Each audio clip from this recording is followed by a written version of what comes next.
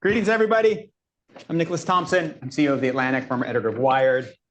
We are here for what will be an amazing conversation on one of the most important topics in the world. I'm joined by Ylli Bajraktari. He's President and Chief Executive Officer of the Special Competitive Studies Project. Greetings, how are you? Good to see you. Thank you for coming. And we are joined by a much larger Zoë Baird, who is, as of about a week ago, former senior counselor to Secretary Raimondo. She was working there until last Friday. What was your last day?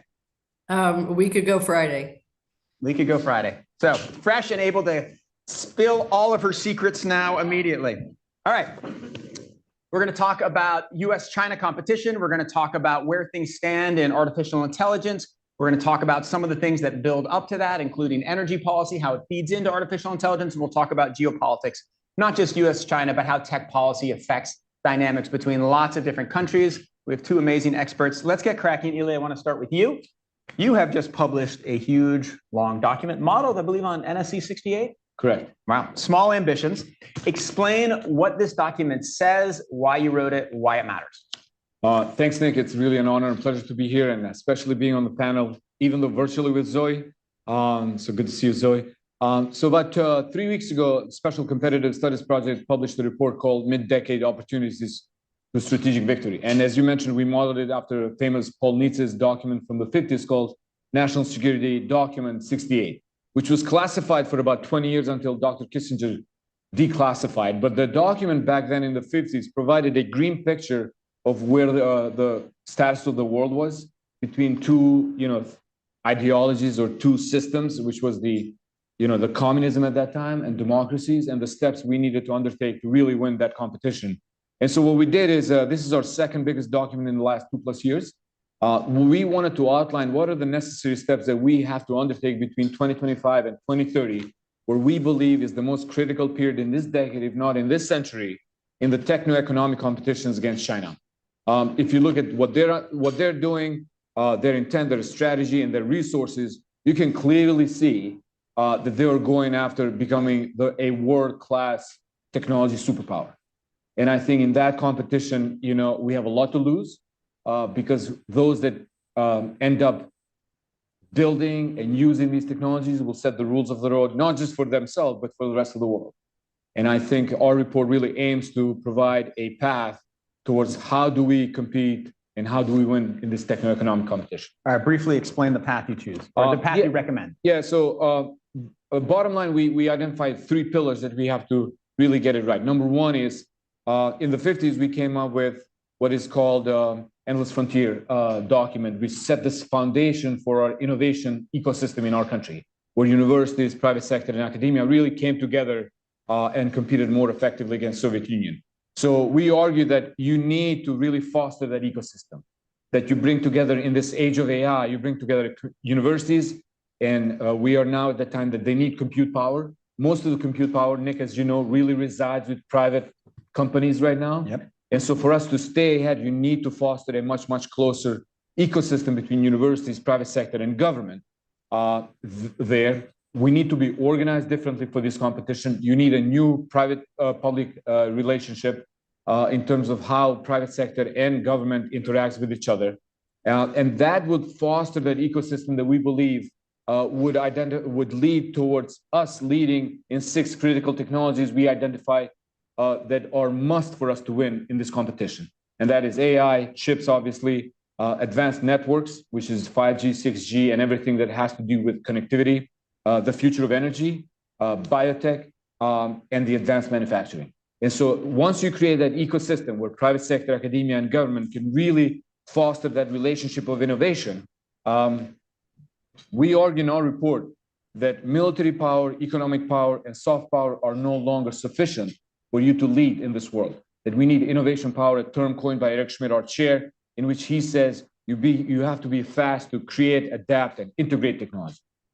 And so that's the first pillar. The second pillar is, we live in a geopolitical situation right now in which the axis of disruptors, as we call them, Iran, North Korea, China, and Russia, have deepened their relationship on almost every domain: economic, financial, military, and foreign policy. And so for that, we need to be organized differently in terms of are tools that we have for how do we execute foreign policy, military operations, intelligence operations. So pillar 2 of our report really outlines the steps you need to take once you have these capabilities in the technology space, how you utilize them for the purposes of your national power, and how you use them with your allies and partners to build, a set of alliances and frameworks to compete against the axis of disruptors. And then the last pillar is, we are on the brink of like a major AI revolution. And we already see it. Almost every 6 months, you have better models, more powerful models. So what is the future of that economy going to look like? What are the key ingredients that we have to build? What kind of a workforce, what kind of education you need to build for that future? And I think the third pillar really goes after the key elements of what kind of a techno-economic foundations you need to build in our country, as well as with our allies and partners, so we can win in this techno-economic competition with China. All right, Zoe, so one of the critiques that was made of NSC 68 is that it did lay out a framework for the United States in the Cold War, but in fact, it also helped create the Cold War. And that there was a moment when you could have had a different relationship between the United States and the Soviet Union. Do you have any fear that pushing forward in this very aggressive stance, as been recommended on this stage, and seems to be policy of our government stretching back through 2 administrations, is actually leading to a split with China that is negative, or do you believe this is the right direction to go? Well, let me first say that I'm not going to speak for the U.S. government now that I'm no longer in the government, which is a freedom for me, but also I just want to make that very clear. Ylli's work and the work of his organization is always really important, and this is another example of it. I think that it's important to start with the assets that the U.S. and our allies have in thinking about this, that it's not a binary question. And I think part of what Ylli's report focuses on, which I would encourage the audience to take away, is what are the elements of America's innovation edge? What are the elements of our collaboration with allies around that innovation edge? Everything ranging from open spirit, the open spirit that enables people to innovate, but also the extraordinary importance of the access to capital in both the private markets and in government, as we're increasingly co-investing with the private sector.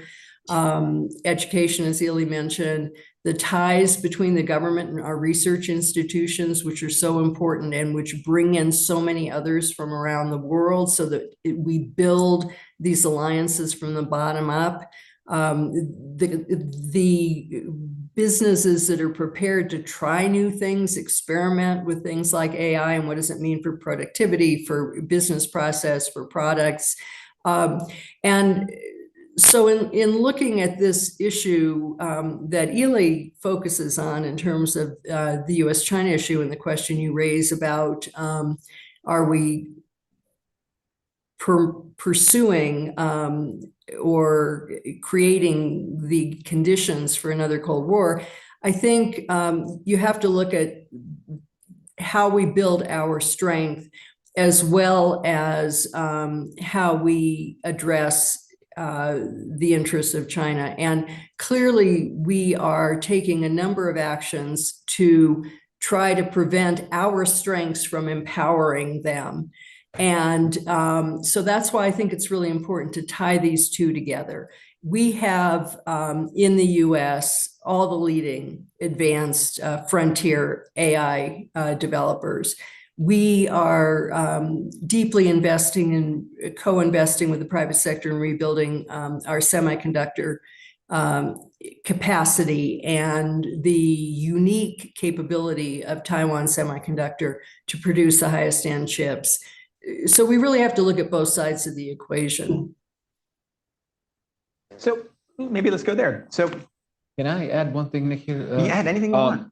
So this whole thing about whether or not, and Zoe is right on to point on our advantages. But if you look back from 2016, 17, and 18, China has been pretty firm about the world they want to see going forward. So it's not that these actions that we are now undertaking are happening in vacuum. Is that, when you look at their strategy document, if you look at the money they have been investing since that period, if you look at their ambitions for Made in China 2025, being a global AI leader by 2030, today Xi Jinping said they want to be the global S&T leader by 2035. This is the world that they were pursuing, for a couple of years now. I think what we have done on our side is course correction. And we did it in two ways. Number one is, how do we protect some of the things that, Zoe is talking, the technology, the cutting edge technology, which is, semiconductors, and that has been reflected in our export control policies primarily. And then also, I think we have been promoting a lot of these investments to bring back some of these cutting edge technologies, number one. And number two is really enabling and fostering this innovation where we remain ahead. This competition will be ongoing. This is not a static competition. China will pursue all avenues to get ahead in whatever they can, by investing, by doubling down, despite all our policies. But these policies will enable us some space to run faster. But maybe either of you can answer this, but so China made AI a national competitive goal, a strategic goal, well before we did. We weren't even really caring about it at all back in the Obama administration. China makes it a huge strategic priority. And yet here we are in 2024. Look at the Hugging Face rankings, all the large language models that are the best are American companies. We've got NVIDIA chips, we have connections to TSMC, we have ASML. We are ahead in everything. We have all the top research in artificial intelligence. Why are you so worried? Yeah. Well, it's gone great, right? We passed all these export controls. They can't even manufacture the chips because of some of the work that Secretary Raimondo and others did. Why do we need a new NSE 68? Either one of you can answer that question. No, I'll start and Zoe can help. Look, when we look back in 2016 and 17, as I said, this technology, Xi Jinping came out with a list of technologies they want to dominate. AI was one of them. Mm-hmm. If you look at that list, on some of the areas they got ahead of us, solar, 5G, and on digital infrastructure, for example. So in some of the areas, because we closed our eyes, because we were not paying attention, or we were pursuing different, relationship with China, they got ahead of us. What we're trying to do here is, from now on, we should pay attention to the list of these technologies because they matter. They matter for the future of our country. They matter for the future of our economic prosperity. But also, who builds these technologies ends up developing the standards, pursuing, global ambitions like they did with 5G. If you looked at Huawei's 5G map, until we started actively slowing them down or the expansion around the world, most of the global 5G map looked red, apart from our country, the Brits, Australians, but most of the countries started using Huawei, their antennas, their infrastructure. So our argument is that we need to double down on our advantages because they're not going to slow down. They're going to pursue an aggressive path to get ahead on a lot of these technologies that matter. Very quick question with a one-word answer. From 0 to 100%, how confident are you that Huawei built backdoors into all that infrastructure? I think they're probably doing it right now. 100%? Yeah, but are they going to be successful in achieving, our levels of technology? Not yet, I think. Okay. Zoe, we have this very dichotomous framework here on stage, back here on 68th Street, very much United States versus China. Do you think that is the right framework, or should we be looking at it as West versus East? Should there be a different sphere that we're looking at it? How should we be thinking about the global alliances on tech policy? Yeah, I think we really need to be furthering U.S. leadership with a very broad range of allies around tech policy. And that's really what we've been doing in AI, for example. And I'll just use that as an example, but I'm happy to talk about other things. But the Europeans have passed an AI regulatory framework, which they're just beginning to implement. But we've taken a very, I would say, American approach that builds on those assets I talked about before, where the U.S. has started its real consideration of regulation of this advanced technology, AI, by working with the companies that are the leading AI developers and by appreciating that these companies have a depth of knowledge that it would be very difficult excuse me, for any government to have. And so we started out by creating a set of voluntary commitments by advanced AI developers, both for information that'll be shared with the government as well as limits that they'll put and testing and involvement of others in testing. We took that then to the G7, where it's become the G7 Code of Conduct, and the G7's now developing its efforts to oversee, monitor, observe that regulation. And Ylli referred to this, and it's in his report. These technologies, if we're really going to succeed in the most robust benefits, as well as the greatest protections against risks, including risks from China, we're really going to need this new kind of collaboration with business and government.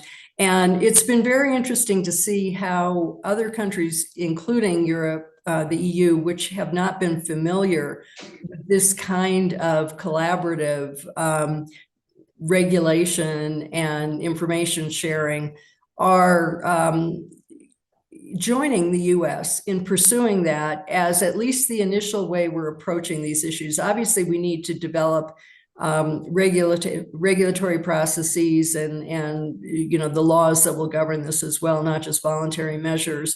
But this interim experiment is really enabling us to build strong alliances around the world. It's not just with Europe and European countries, but it's with Singapore and Korea and, just very broadly around the world to develop a way together of advancing those who join this alliance. And, that includes the development of really technical knowledge in other countries too, so that we can have a collaboration that is the place people want to be.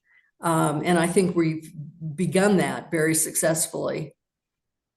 So let me ask you about one of the things that happened early in the Cold War.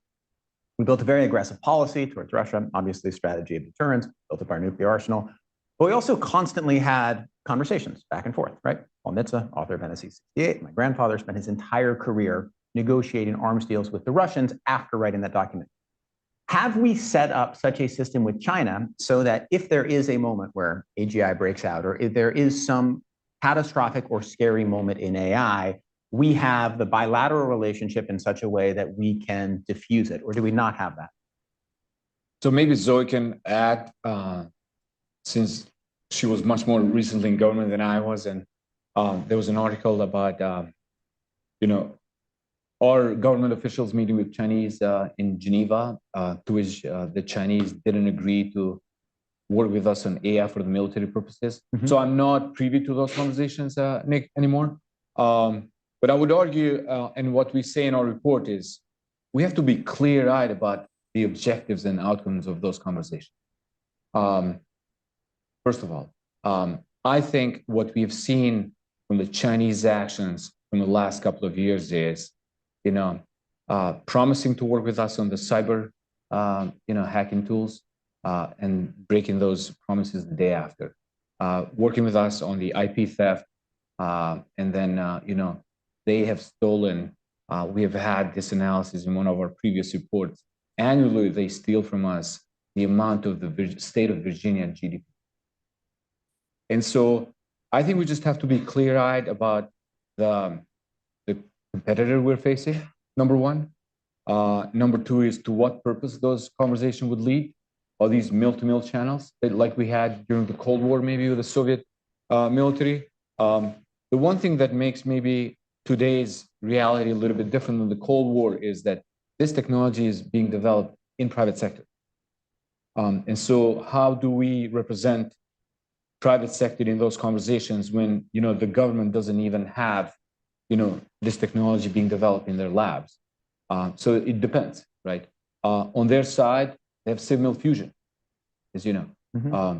their government, CCP, can tell their private sector what to do. We can't do that, and we will never be able to do that because we're a democracy, right? So I think I just don't see a clear objective out of those conversations, to be honest with you, without setting up clear objectives and clear outcomes of what do you want to achieve out of those conversations. It's a pretty strong position. Zoe, do you agree with that? Well, I think you have to attempt to address these issues using every tool you have. And, I'm just speaking for myself now, not based on any government knowledge that Ylli alluded to, but I think what you're pointing out is a tool that we've had to avoid unnecessary conflict. On the other hand, we are very clear-eyed as a country, I think, and I think that is another asset we have, and our private sector is a great asset to all of this. So I think our best policy is to use all the tools that we have and the experience we have. Okay, interesting. I would argue, Nick, one more thing here is that, whereas our Department of Defense has been fully transparent in the ways they're going to build and use AI. I mean, if you look at the first memo by the Secretary of Defense, Secretary Austin, was on using AI in a responsible and ethical way. We have not seen anything from China in how they're planning to build and use AI for military purposes. And so nor I think we will see anything coming out of China in this context. It's just a matter of how we are built as a system completely opposite of how they're built. And so, as I said at the beginning, we just have to be clear-eyed about the competitor we face and the lack of maybe transparency and openness to achieve these objectives. Is there anything that could happen in the next couple of years that would dramatically change this conversation? So of the various things that I can think of would be China jumps ahead in quantum computing. China has a breakthrough in fusion that we don't have. China takes over Taiwan and gets control of TSMC. Which of these three things do you think is most likely and most worrying to you? Yeah, both of you can answer that question. I think all of them are worrying, Nick, to be honest with you. I mean, not that I'm deflecting your question, but I think in my mind, probably the biggest concern would be China getting ahead in AGI. If you look at all these models, if you look at the conversations happening right now, the amount of money going, the amount of ambition to get towards AGI or any kind of models that resemble AGI, I think that would be probably the most worrying thing for me, since I worry about the techno-economic aspect of the national security. So I think they know this is a full speed ahead competition in who gets there first on AGI, whether or not that AGI is a combo of quantum, some new advanced algorithms, some new data that can break the current data walls, that's to be seen. But I think they are pretty clear-eyed about the current state of play regarding the next models and how powerful the next couple of models could be. Zoe, do you agree with that, that synthesis? Well, I think all of the issues you raise are worrying, and I would add to that our inability to meet the energy challenges that we have along with the climate change objectives. But I would also say that we can't look at this issue in the abstract without looking at the history of our managing the relationship with China. And, cybersecurity has been a huge issue before this, and our economy has not collapsed. And so I think it's really important to address these issues with the kind of ambition that Ylli outlines in his report, the ambition to build our capacities and awareness. But I think that the takeaway from this event should not be that we should be afraid of what China's doing. I think we have to step up in a clear-eyed way, and that the ways that we need to step up are very aligned with the ways that we need to build the strength of our own country and our alliances.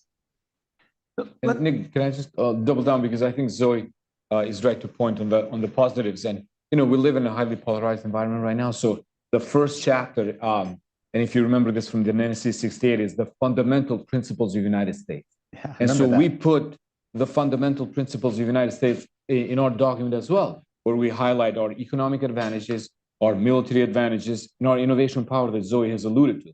Yes, on the political front, we live in a year that is election year, so we acknowledge that. But if you look across all the other domains, we still lead heavily, but that lead should not be taken for granted. So we have to continue out innovating and continuing on the path of being the #1 innovation power that we are known for. Let me ask you about energy policy, since it's come up a couple times. So one of the things that interests me about energy is that in AI, I understand why we're diverging into a world of US tech and Chinese tech and Western tech and Eastern tech, and they shall not meet.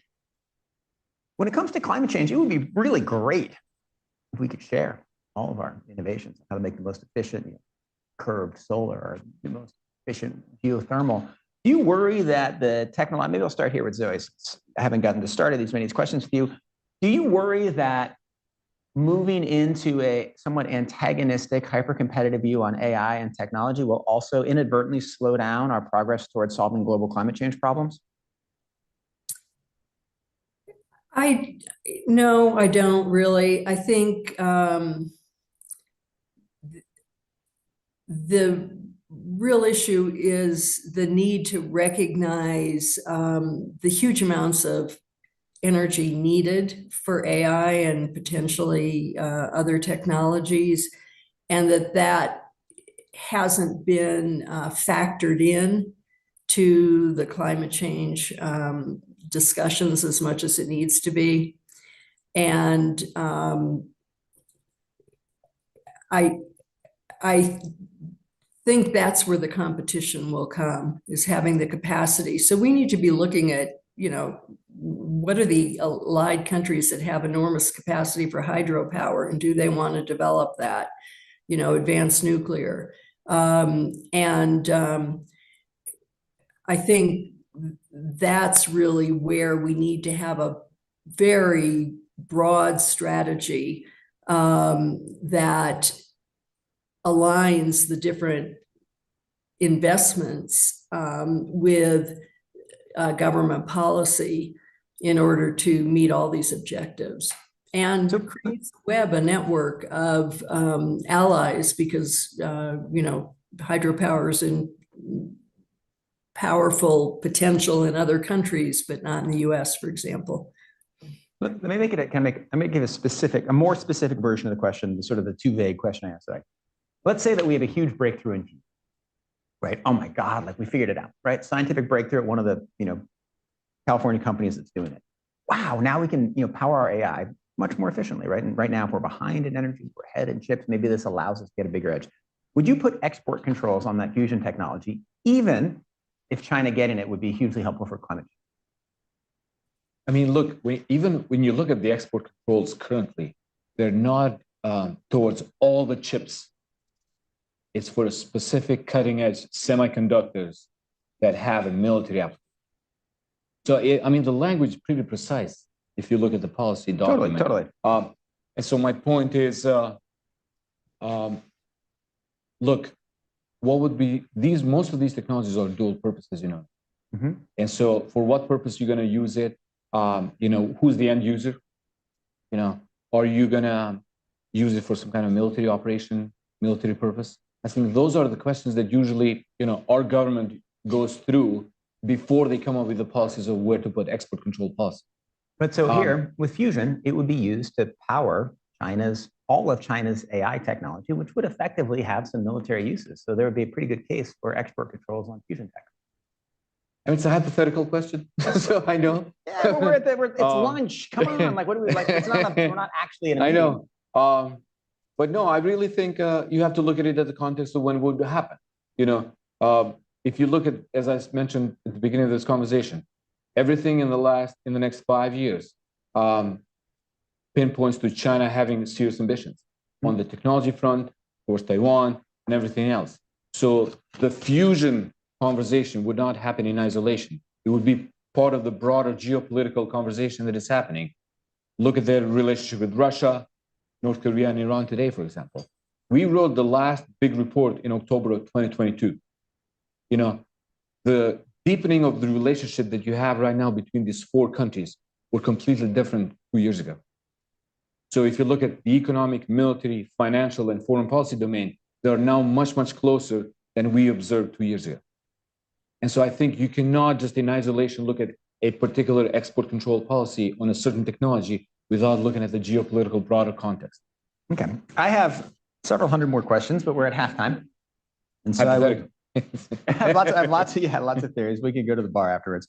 But I would like to invite members to join our conversations with questions. And Ms. Dyson in the front, let's begin with you.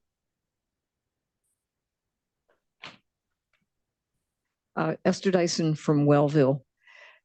I think there are two big elephants in the room. One is the elections, and which I'll pass to someone else. And the other is, call it US business models. Our biggest vulnerability actually is within our own private sector, the ability to manipulate our people. And there are two vulnerabilities here. One is our people's self-awareness and awareness of how they're being manipulated. And two, that all these companies are susceptible to flows of money. And as we've seen, they tend to not be that careful about where the money comes from. And I'd love to just hear a little more talk about that and the increasing role of the private sector, AKA Elon Musk, in international affairs. You know, what are we going to do about that?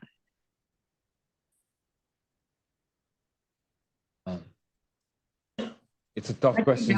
I'm afraid. If you like. So you want to Sorry, start? thank you. Yeah, you know, Esther was one of the great observers of the growth of the internet in the early days when we did not try to develop policy and direct the public engagement with the internet in order to meet broader public purposes. And I think she's reflecting a lot of the output of that. She was the first chair of ICANN and great reporter on the industry as well.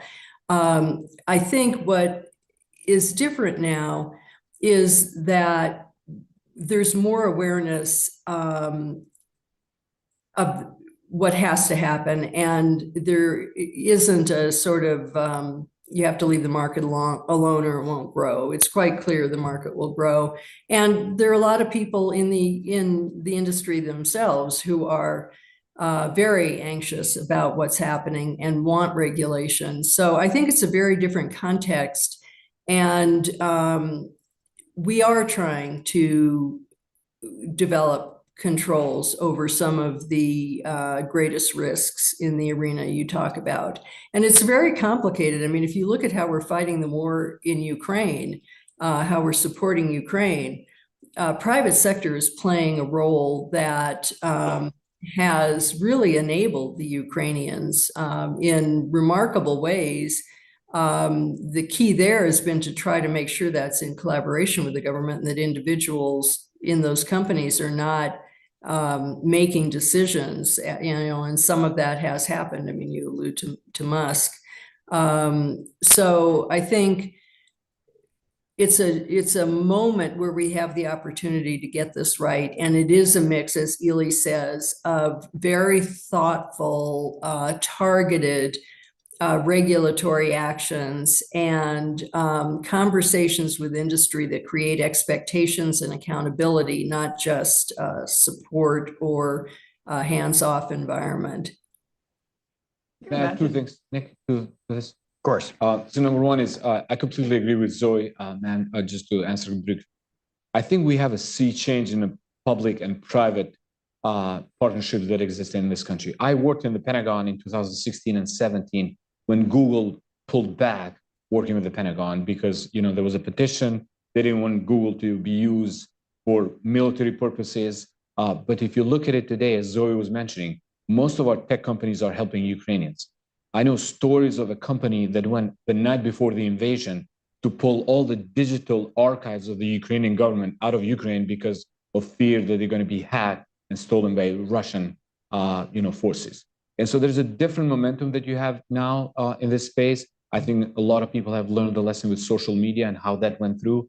I think when you look at the AI hearings that our Senate organized, when you had all their leaders raising their hand and asking for this to be regulated, I think it's a different momentum. Now, are we going to be successful? I think we have to see. The AI EO issued by the White House is a really massive document for an executive order.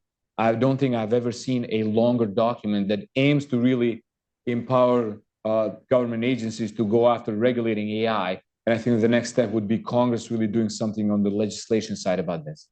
So there is, I want to go to the end of Esther's question was about Elon, about Musk. So let's say that X.AI becomes the most powerful large language model. Like he's hiring lots of good research scientists. Like it is possible. They have all your tweets. They're able to train on them. Others can't, right? They have a lot of data that other people don't have. Let's say that he builds hyper efficient AI. And then he's like, you know what? If I can give it to China, they'll like, let me make more Tesla factories to a gigabyte, right? And so you could be in a situation where his economic interests are totally misaligned from what you're laying out. Is there any step that one should take between now and then to prevent that from happening? I think when it came down to frontier large language models, I think the AI EO has a language in terms of like what is considered a frontier model, right, and what is just a regular large language model, right? So I think at that point you have to look at investments. You have to look at the outbound export controls, the export controls writ large. So there's a set of policies in which when somebody wants to buy or sell things, it has to undergo a process here. So you think we're sufficiently protected against that? I'm not saying sufficiently because this is a new area in which I think regulation has to move to be updated because it's a new era that we have all encountered since the release of ChatGPT. Look, none of the government agencies are prepared for this era. They're building this because the White House has issued a major document and is asking them to go out and put regulations on how to protect against the worst harms, but also how to enable innovation. But I think this is an area that is going to be always dynamic because the technology is so dynamic. I mean, you just had last week the newest model that beats every other model in terms of capability, right? That's great. So I prepped all my questions on the subway. It's a piece of cake. Next question here on the back left. Oh, hello. Okay. Oh, by the way, I forgot to mention this meeting is on the record. Sorry, I should have mentioned that. So, Christian Rougeau, I'm with CFR. I'm wondering if any of you can speak to innovation when it comes to the climate crisis and the actors involved there. Seems to me that they would have a lot of moral capital going forward, if not, being able to leverage that in some other way. But getting actors to work in ways, stepping outside comfort zones of countries and everything. If you can just speak to innovation there. Zoe, do you have add anything on this? Yeah, I'm not really an expert at all on these technologies, but I do think that the cooperation there will be important to building broader cooperation on technology policy generally. Mm-hmm. Do you want to add anything? I mean, I'll just add that, I think the intersection of AI and energy provides us with a new momentum, maybe, in terms of how can you use the technology towards, achieving those goals and those objectives, but also like the demand on energy from AI will make us, it will really push us to come up with multiple pathways towards the energy sustainability, whether it's on fusion, fission, solar. But I think because of the high demand, we have to come up with alternative solutions to this. Be grim if we don't. In the middle, please. Hi, I'm Lauren Wagner. Oh, are we standing? I'll sit down. You can stand. Okay, I invest in AI companies for a firm called Radium Ventures. I was wondering how you think about the state of California, specifically Senator Scott Wiener, proposing new legislation called SB 1047 that would likely curtail AI innovation in the state and particularly open source. So you spoke about maintaining competitive edge on a national scale, and we see a state representative kind of front running the national government in terms of very restrictive and sweeping legislation. How do you think about that when it comes to your priorities? So I haven't followed, to be honest, with California state legislation that carefully, but in our report, we talk about proprietary models and open source models, and I think both require a close monitoring and seeing like what are the objectives and how you can regulate them. I think on the proprietary models, I think this is much easier maybe, but on the open source, I think that's a different way, and I think the risk is also different for both models, as you know. Open source, from the release of those open source models, you know, everybody can use it. I think when you look at, I think I was reading this article yesterday that the progress China has made on AI was done largely because of the access to open source models. Yeah, they built it based on model. Yeah, exactly. I was in India earlier in the year, and I think they were pretty adamant that, you know, they are counting a lot of their progress on open source models. Wait. So this would suggest that maybe you're aligned with the California legislation that would have thought intuitively you were quite opposed to, right? Because California legislation, you know, AI advocates say it's quite bad for AI innovation, but it does have this effect that it could really shut down open source. So would you be in favor of that? In shutting down the open source? Yeah, the California legislation. So I'm read it, as I said. So I'm not going to comment on those. Yeah. But I would say, like, in our report says, like, look, there are benefits to the open source model and, you know, the risk. You know, we have benefited by the open research, open innovation. You know, all the papers have been published online by our companies for the last couple of years. So I think, you know, shutting down the entire open source is probably a bridge too far at this point.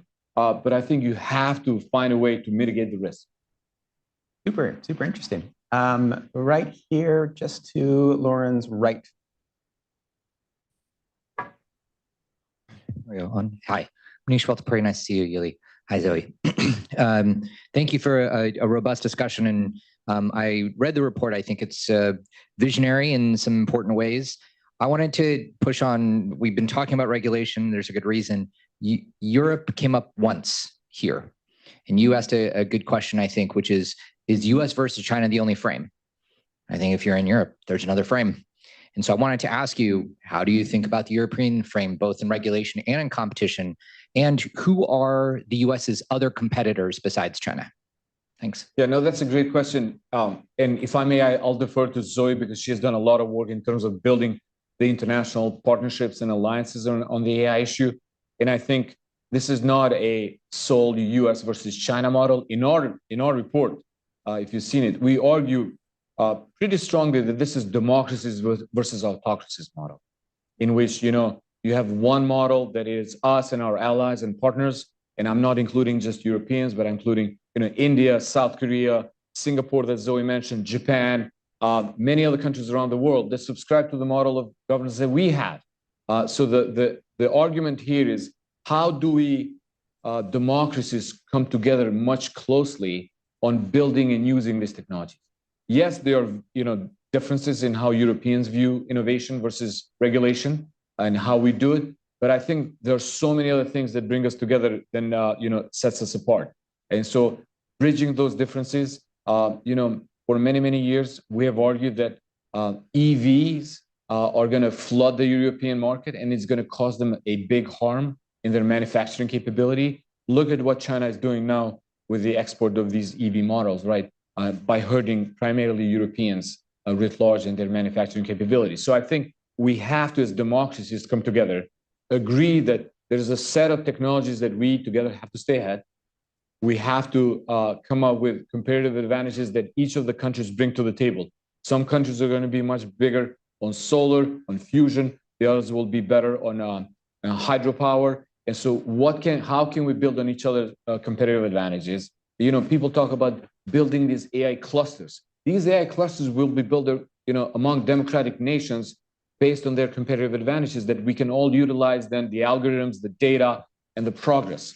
But we should be clear that this is a systems against systems of beliefs, values, and rule of law.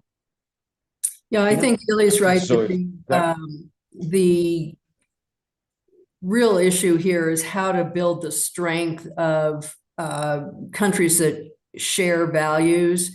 And Europe is an interesting case. I think we've been playing a very important role there, as there's been some tension between individual European nations and the EU itself, because there's a very strong desire. I mean, you see this with the French investments in Mistral and in developing an open source advanced AI industry. And you see it in Germany too. There's a great deal of interest in some leading European countries in developing their own leading AI, advanced AI companies. At the same time, there is an EU approach to regulation historically that could be applied in this arena. And there's a tension in that regard, I think, that is playing out in Europe. And you see it also in other sectors. I mean, for example, we really need European companies as well as Japanese and Singaporean and, companies from all over the world to be part of the supply chain for our semiconductor industries. And so we really need to build new business and government relationships in order to strengthen the coalition of shared values. And that coalition is very broad. It has a lot of potential new entrants from countries that have not been deeply engaged in some of the other arenas where we have collaborated with Europe and some other countries. But there's also a real tension with countries that don't share our values. And we can't underestimate that either. In the back. You, Tina Bennett Literary. I'm just wondering if, in addition to the important categories that you've identified of AI, energy, et cetera, does space factor in? And I ask because I have an adorable nephew who's a junior flight controller at NASA on the Artemis mission, and my family recently went down and we had a tour of, the Houston Space Center, the Johnson Space Center, and it's thrilling. And he's young and patriotic and loves his job. But I couldn't help but notice walking around that it looks a little, I won't say beat up and sad, but a little beat up and sad. And I know that a lot of the young talent is very dazzled by SpaceX. And it's not easy to find people like my nephew who sign up for NASA when they could go to SpaceX, which has a very different philosophy about innovation, in addition to the fact that it's under the control of a private individual rather than who is effectively as powerful or will be soon as a sovereign state, it seems to me. And we've seen this with Starlink. So question, I don't want to make this another question about Elon Musk, although he tends to come up, it's kind of unavoidable, but is space still an important category in your thinking of competitiveness? No, absolutely. I mean, if you look at what our adversary has done in space in recent years, enormous progress. I mean, enormous progress in terms of launches, in terms of capabilities. But I would also argue, space on our side is not just happening in private sector. We have stood up probably in decades a new service in the military called Space Force, which is, I think, is a recognition of how important space is for us, not just in terms of communication, command and control, and everything that our military needs, but how much the importance of space has grown in terms of just the geopolitical competition, because China knows space is really important. And so we hosted recently the space commander in our offices, and when you look at what they're doing, if you look at the number of recruits they have, there's a lot of energy also, not just serving in private sector, but also serving in the military on the Space Force. So this is an area in which, as I said, we haven't stood up a service in a probably long time. And I think this is a remarkable moment for us, standing up a new force like that will bring people to focus on one domain alone. Okay, right there in the middle, there, gentlemen. Henry Breed. I have a question for you that goes back to earlier comments on our multilateral relationships and interests. Clearly, there's fluctuation in our position that has gone on and is going on. There's the quote from President Biden when he first came in that he would go to multilateral meetings and try to assure partners that America is back, only to be asked, yes, but for how long? How are you dealing with some of those mistrusts or worries or concerns in the relationships you're trying to build or suggesting strengthening? Yeah, no, that's a great question. And I think I was talking to Nick about this earlier.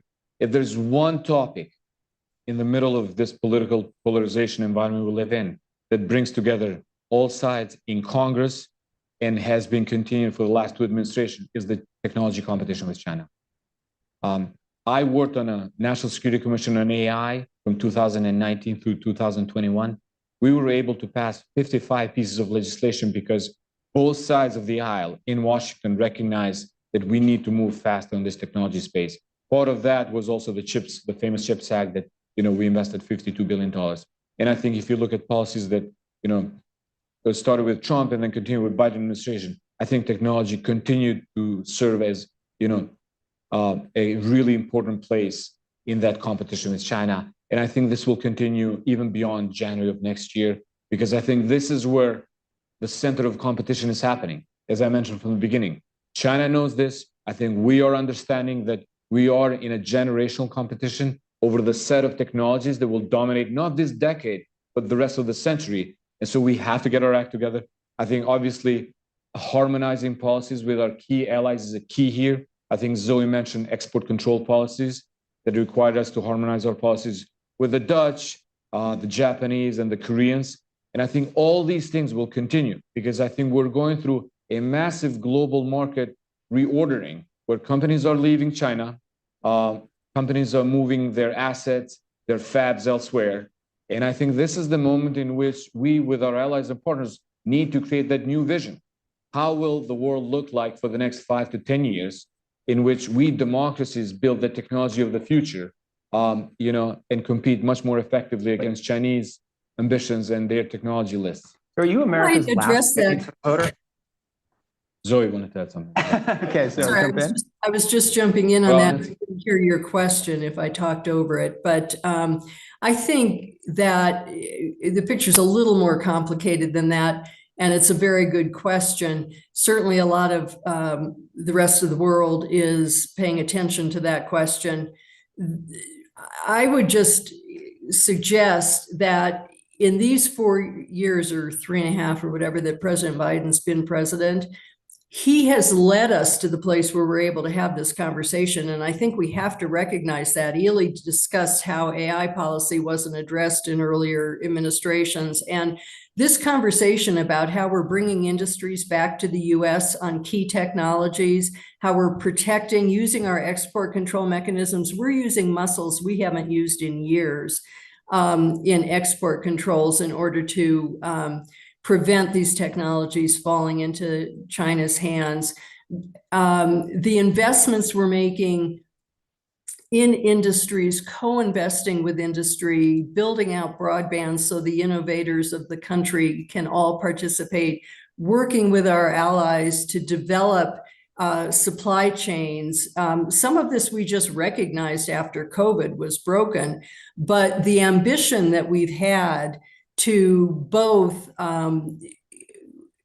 power American innovation and also rebuild the foundation for America's strength has really been exceptional. And, I would say that I don't know that President Biden gets enough credit for that, really building the future. But I don't think we can take the question you asked and view it as a neutral. I just don't think we know what would really, whether the emphasis in the future will be on the tensions and conflict that you mentioned when you talk about powering a new Cold War, or whether we would continue these policies which have been so foundational in capitalizing on the potential of America's strength. Can I add one more thing here to your question and Zoe's point? I think we also didn't mention another key factor is the countries in the rest of the world, also known as the Global South, in which I think how we position with our allies and partners, the relationship we build with the rest of the world and how we counter China there will matter in the next 5 years. Obviously, China for the last couple of years has gone there, offered them technologies, heavily subsidized with huge promises. I think now, with us working closely with our allies on the set of these technologies, we can give them the choice, an alternative to the Chinese models. For years, they offer their 5G model. We still don't have the 5G American model unless we partner with Scandinavians or Japanese, and we go and build and help these countries build their own connectivity. That sounds a lot like we're back in like 1951 again. That goes back to my first question. Your grandfather would be. He'd be very, very proud of your ideas. All right, last question here at the second table here on the left. Presider, Canvets Media. I should mention that we cover West Point, and they just graduated one cadet into the Space Force this year, last month. So a big part of the future in defense. We've been following kind of some of the air defense issues. The thought about hypersonic missiles is a concern. Who has the edge? Everybody's kind of understated, but following the defense against the Iranian missile attack in April against Israel with 300 missiles that were knocked down, constant concern about tracking North Korea's missiles. Is the answer on keeping ahead of that edge in technology and working with allies? You certainly have the Australia, submarine deal that's out there. Thank you. No, I mean, I think all the elements you described, or I think we're observing also in Ukraine in terms of how, warfare is changing and how these technologies are, bringing new dimensions to conflict, whether or not before conflict in terms of preparation of the environment with, space, cyber attacks, during conflict with many small, distributed network drones, and then the human machine teaming in some of this aspect where, one can control many capabilities at once. So I think we're at the beginning of changing in the character of war, not so much maybe in the nature of war, as my colleagues would say. But I think, one thing that we have argued in our report is that the speed and scale is changing in warfare. I think we have pushed Pentagon through all our workings to adopt these technologies faster.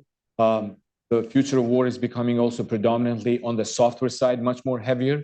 And I think, as you know, Pentagon is not notorious for using the latest and greatest software. So how do they buy, how do they adopt, and how they integrate software much faster than the capabilities matter for the future of warfare? And so we're on that brink, and I think AI could be a catalyst for the Pentagon to try to move faster in the space. Sorry?